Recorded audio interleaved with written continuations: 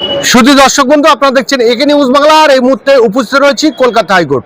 আর এই মুহূর্তের সব থেকে বড় খবর হলো যে আমরা সোশ্যাল মিডিয়া বা মিডিয়া দেখতে পাচ্ছি যে তৃণমূলের থেকে বহিষ্কৃত হুমায়ুন কবির তিনি আলাদা নতুন দল তৈরি করেছেন এবং আজকে তিনি ফুরফুরা শরীফে গিয়েছেন। তিনি সাফেরি সিদ্দিকী, ইব্রাহিম সিদ্দিকী, নওশাদ সিদ্দিকী এবং আব্বাস সিদ্দিকীর সঙ্গে দেখা করলেন। এই জায়গায় শাসক দলের ঘুম উড়াজ্য হয়েছে। এই জন্য আমরা সূত্র মারফত খবর পেলাম যে এই হুমায়ুন কবিরকে ফাঁসানোর চেষ্টা করা হচ্ছে। ইতিমধ্যে আপনারা জানেন যে 2023 সালে নওশাদ সিদ্দিকীকে ফাঁসিয়ে কিভাবে 42 দিন জেল খাটানো হয়েছিল। হুমায়ুন কবির তৃণমূল কংগ্রেস করলেও তার বিরুদ্ধে কিন্তু কোনো অভিযোগ নেই। যেমন তৃণমূল কংগ্রেসের বিভিন্ন নেতা মন্ত্রীদের বিরুদ্ধে কয়লা চোর, গরু চোর, চাকরি চোর এই অভিযোগ থাকলেও এই হুমায়ুন কবিরের বিরুদ্ধে কোনো ক্রিমিনাল বা কোনো অভিযোগ নেই। সেই জন্য হুমায়ুন কবিরকে ফাঁসানোর চেষ্টা করছে রাজ্য সরকার। আর ইতিমধ্যে হুমায়ুন কবির কিন্তু এই কলকাতা হাইকোর্টের একজন আইনজীবী অ্যাডভোকেট শহীদুজ্জামানকে লিগাল সেলের দায়িত্ব দিয়েছে। আর আমাদের সঙ্গে রয়েছেন কলকাতা হাইকোর্টের বিশিষ্ট অ্যাডভোকেট আলী আফজাল চাঁদ মহাশয়। আমরা এই বিষয়ে ওনার সঙ্গে কথা বলবো। দেখুন, হুমায়ুন তাকে তৃণমূল দল থেকে তালাক তালাক তালাক দিয়েছিল কে? মমতা ব্যানার্জি। কারণ কি?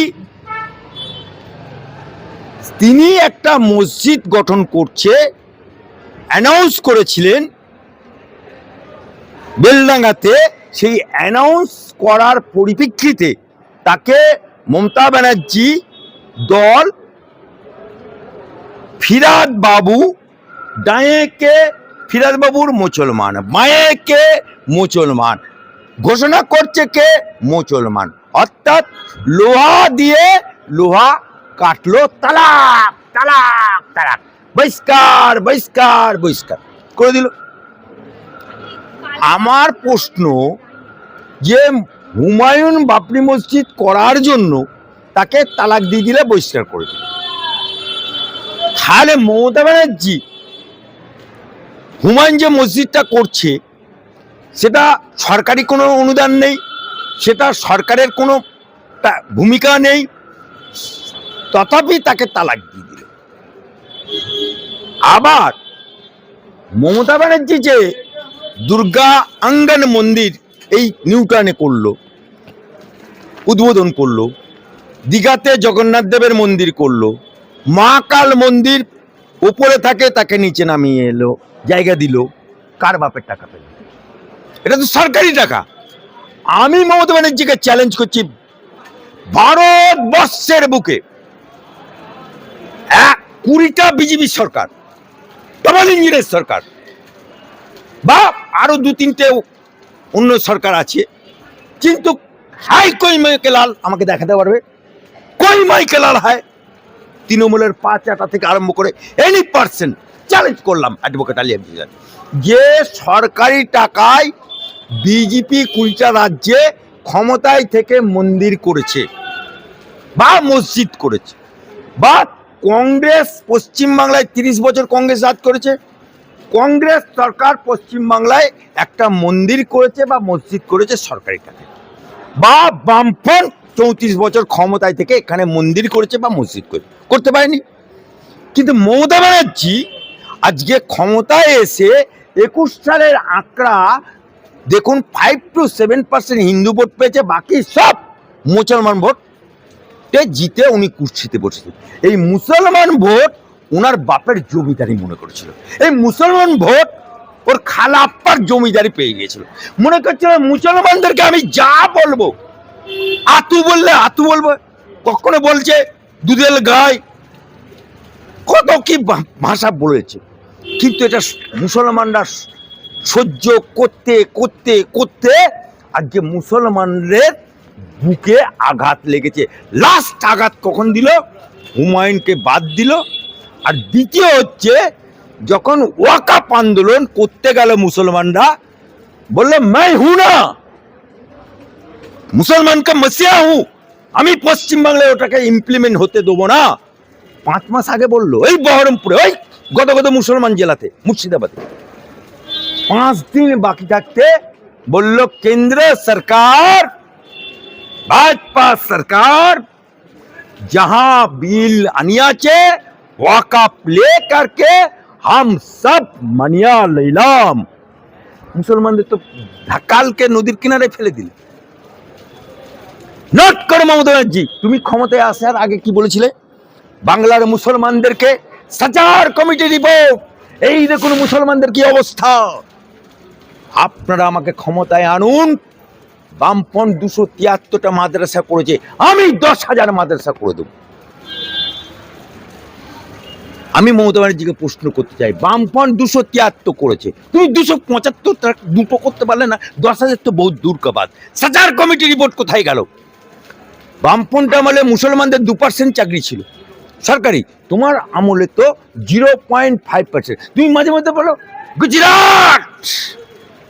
আমি মমতা ব্যানার্জিকে বলে দিচ্ছি, মমতা বাবু, আমি অ্যাডভোকেট আলী আব্দুল চাঁদ বলছি, তুমি গুজরাট মডেল দেখাও। গুজরাটে 11% মুসলমানের বাস। শুনে নাও মুসলমানরা, গুজরাট বিজেপি জুজুর ভয় দেখায় বাংলার মানুষদেরকে। গুজরাটে মুসলমানের বাস 11%, সরকারি চাকরি সরকারি 10%, পুলিশ থেকে শুরু করে বিডিও অফিস থেকে, পঞ্চায়েত অফিস থেকে, এসডিও অফিস থেকে আপ টু কালেক্টর পর্যন্ত সব অফিসে মুসলমানদের চাকরি 10%। আর বাংলায় মুসলমানদের 35% সরকারিভাবে বাস, বেসরকারিভাবে 50%। মুসলমানদের চাকরি 0.5%। কোথায় গেল তোমার সাজার কমিটি রিপোর্ট? অর্থাৎ মুসলমানদেরকে তুমি ভোট লুটেরা বানিয়েছো, মুসলমানদেরকে তুমি ভোট ক্যাচার বানিয়েছো। মরছে মুসলমান, মারছে মুসলমান, জেল খাচ্ছে মুসলমান, আর ডিম খাচ্ছে মমতা বাবু আর অভিষেক ব্যানার্জি। এই কারণে হুমায়ুন কবিরকে যখন বাদ দিয়ে দিল, বাংলার জনগণ যেতে গেল।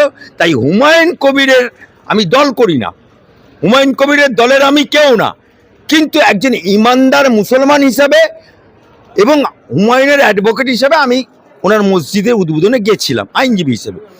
আজকে যে হুমায়ুন ফুরফুরাতে গিয়েছে, এবং ফুরফুরাতে ও যে গেছে, ওখানে একটি দল আছে নওশাদ সিদ্দিকী, ওখানে পীরজাদা সাইন সিদ্দিকী আছে, ওখানে পীরজাদা ইব্রাহিম সিদ্দিকী আছে, যাদের কথাতে অনেক মুরিদ আছে, ভক্ত আছে।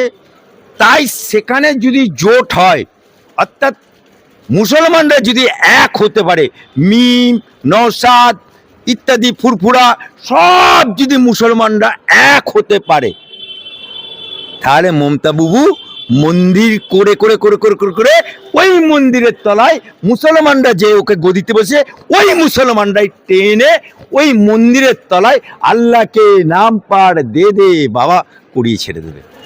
তৃণমূল করলেও তৃণমূল নেতাদের বিরুদ্ধে কয়লা চুরি, বাড়ি চুরি, গরু চুরি, চাকরি চুরি, এমনকি মানুষের স্বপ্ন চুরি অভিযোগ থাকলেও এই হুমায়ুন কবিরের বিরুদ্ধে কোনো অভিযোগ বা কোনো ক্রিমিনাল রেকর্ড নেই।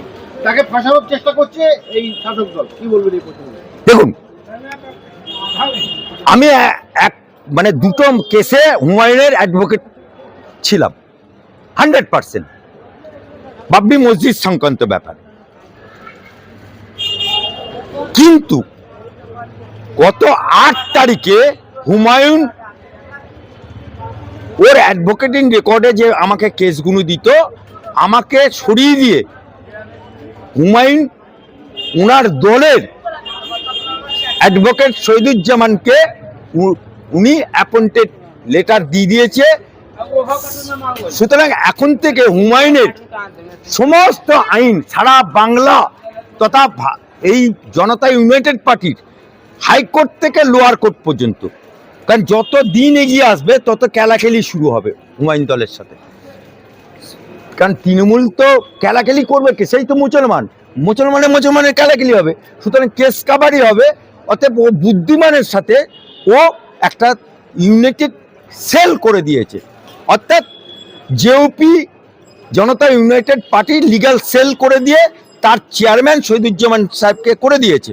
সুতরাং এখন দেখার দায়িত্ব শহীদুজ্জামান সাহেবের, যেহেতু তার সে চেয়ারম্যান। সুতরাং এই প্রশ্নটা যিনি চেয়ারম্যান হয়েছে তাকে করাই ভালো, কারণ আমি আদা ব্যাপারী, আমাকে জাহাজের খোঁজ আমি রাখি না।